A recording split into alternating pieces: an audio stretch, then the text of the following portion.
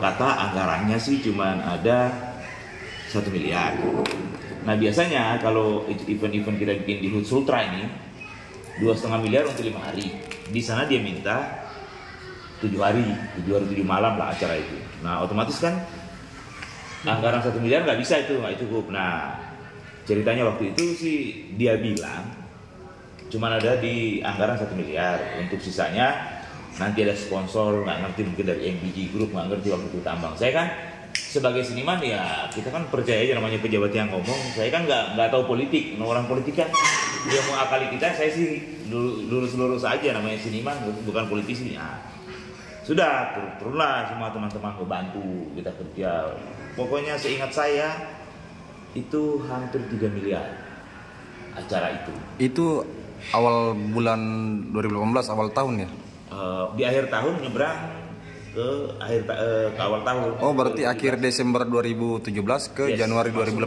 Ke 18. Nah terus oke, karena dia nggak ada sampai dia sempat ngomong waktu saya masih ada agenda tulang waktu teman tim saya dari Jakarta lah, kita nginep di rumahnya di Rujak. Dia bilang gini, kalau kalian mau bantu ini, kalau memang nggak percaya sebagai ayo kita bikin perjanjian di bawah meja. Tapi kan kita nggak bisa begitu, saksi semua ada lah teman-teman kami seniman. Kita bilang nggak mungkin lah Pak Bupati. Itu selesai kegiatan? Sebelum kegiatan kasih kita semangat. Di rumahnya Bupati? Di Rujapnya Pak Ruksamin ya? Iya, bahkan beliau waktu itu kalau nggak salah 2 hari kita di rumahnya, dia nggak ada. Kita difasilitasi untuk mulai persiapan tuh. Dia bilang kita bikin perjanjian di bawah meja aja gitu maksudnya. Lah kami kan nggak ngerti birokrasi seperti apa. Ya kami kerja aja, oke kami percaya sebagai bupati, ya kita percaya aja.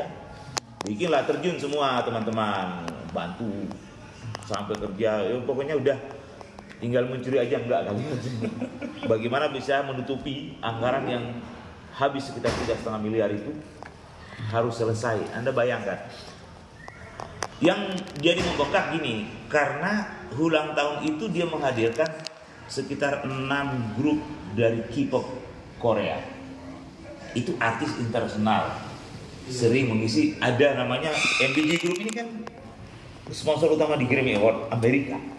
Spek mereka itu sangat tinggi. Bayangkan mic aja nih, mic mereka minta. Kalau nggak mic yang speknya ini, mereka nggak mau. Sound system di Kendari aja biasanya pakai cuma 100.000 watt, itu 150.000 watt. Kenapa? Saya bikin di pinggir pantai, kan sepanjang pantai itu. Kalau nggak ini angin, jadi separuh panggung itu di pantai. Dan ada sampai pakai blues apa namanya?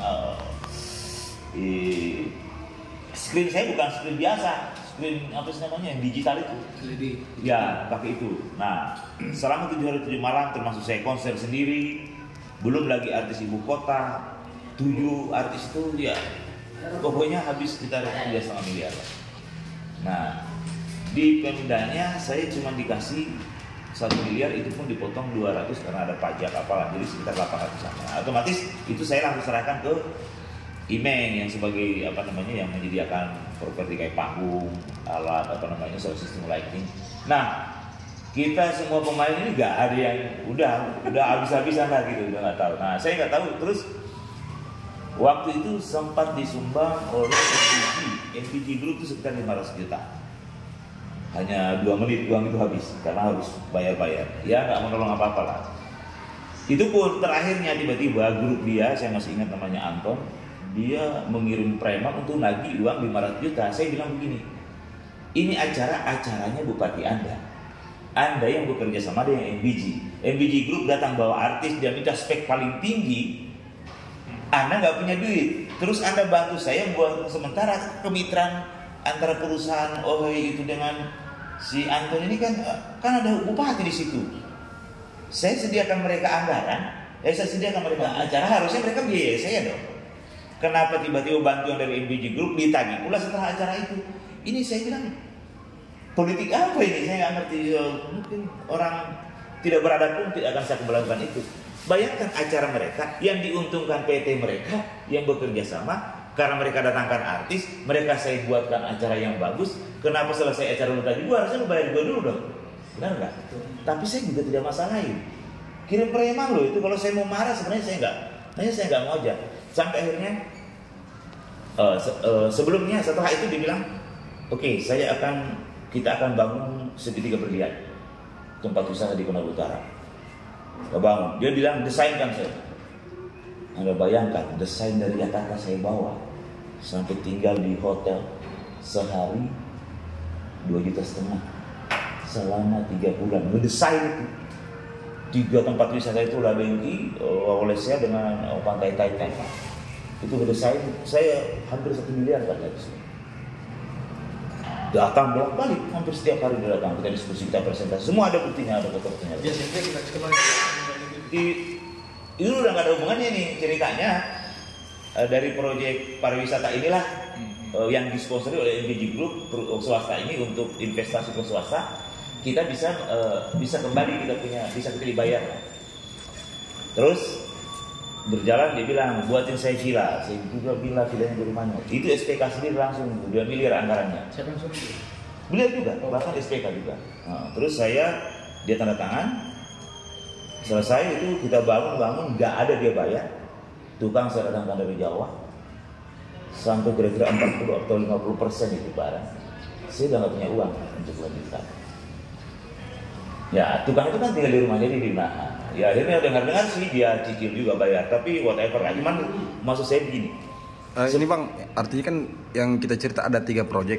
Yes. 3 proyek.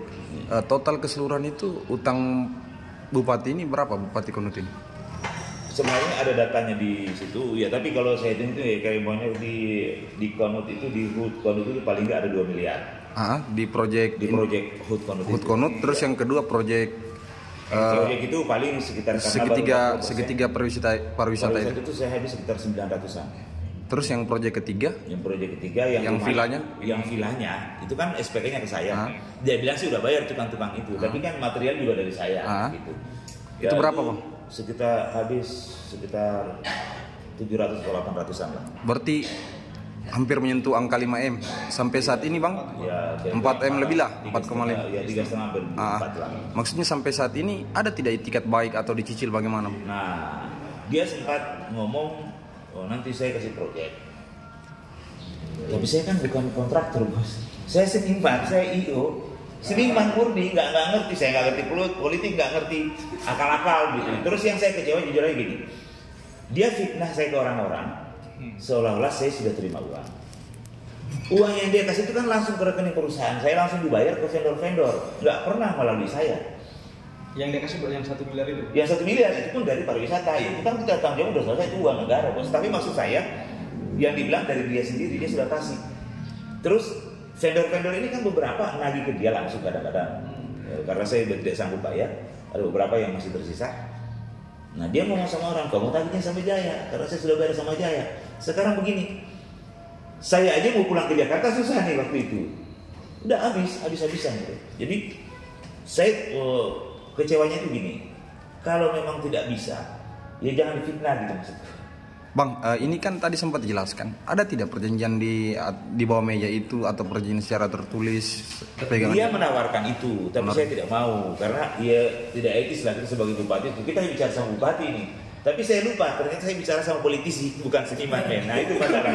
Kalau saya waktu itu berpikir sebagai politisi, mungkin saya sudah bikin. Bang, 3 proyek ini ada tidak bukti-bukti fisik begitu yang mendukung bahwa beliau ini punya utang Faruk Samin?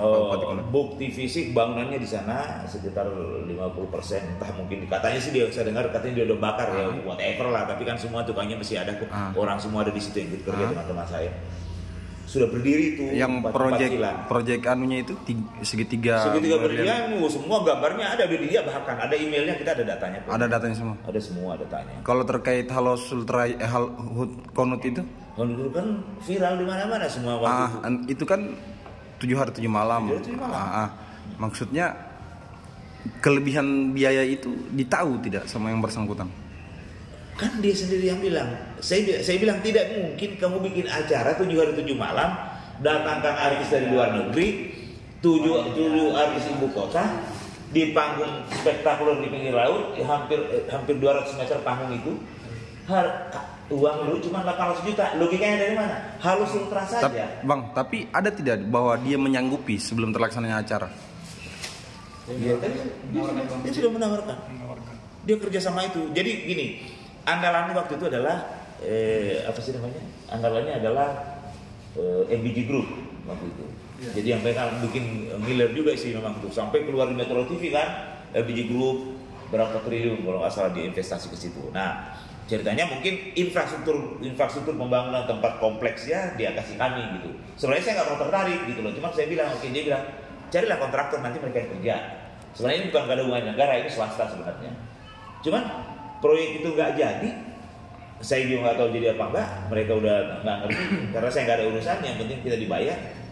Ya, jadi begitu aja. Cuman yang saya kecewa gini bro, berpuluh-puluh kali kami ketemu, saya bangun komunikasi yang baik, dia malah menghindar sampai di Jakarta saya kejar, bukan kejar sih, saya ditelepon waktu Ali Masih pertama di pemenangan tuh, Pak Ali Masih, saya datang ke sana, beliau baru turun jam 11 malam, dia salah ngomong, saya masih janji, saya ketua pemenangan Ali Masih, insya Allah saya bisa selesaikan di Anda. Saya kan karena seniman nggak bisa saya bicara, ya oke saya pergi sama Ibu Pati bos. Itu 2018 ya waktu Pak. Pokoknya Pak Ali Masih aja itu. Pak Ali Masih itu terakhir saya ketemu, itu pun karena karena saya jebak aja. Dia turun dari rumah Pak Ali Masih di Blok M, saya ada di situ dan salaman. Nah terus terus ada orang saya yang hampir mati di bawah panggung itu ketemu di bengkel. Dia ngomong, Pak Bupati salaman.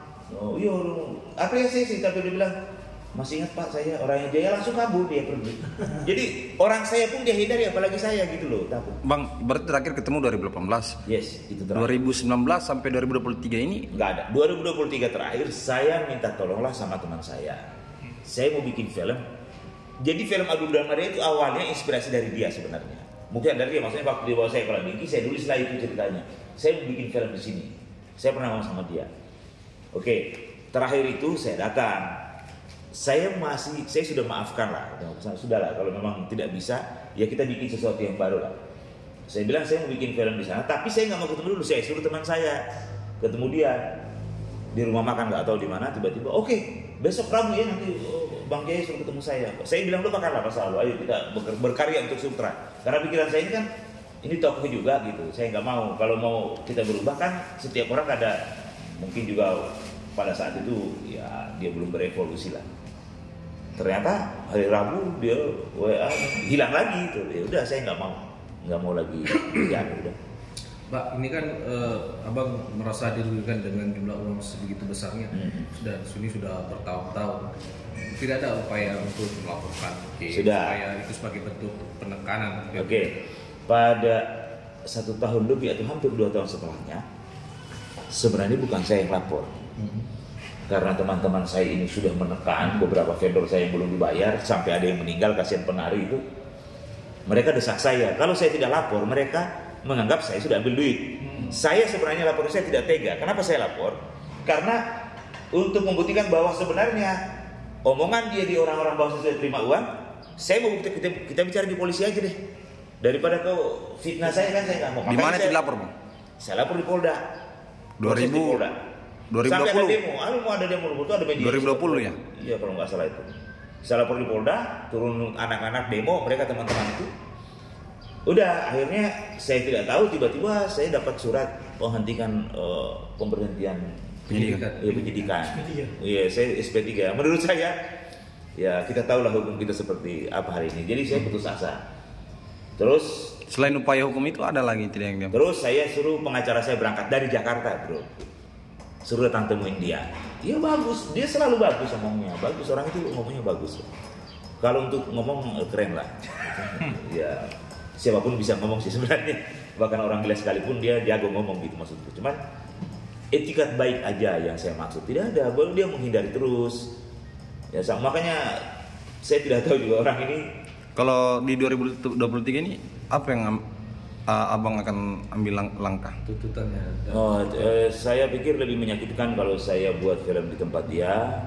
Insya Allah saya hadirkan. Dari yang penting, yang intinya gini, berbalik sekarang ini posisi dia mau maju ke gubernur.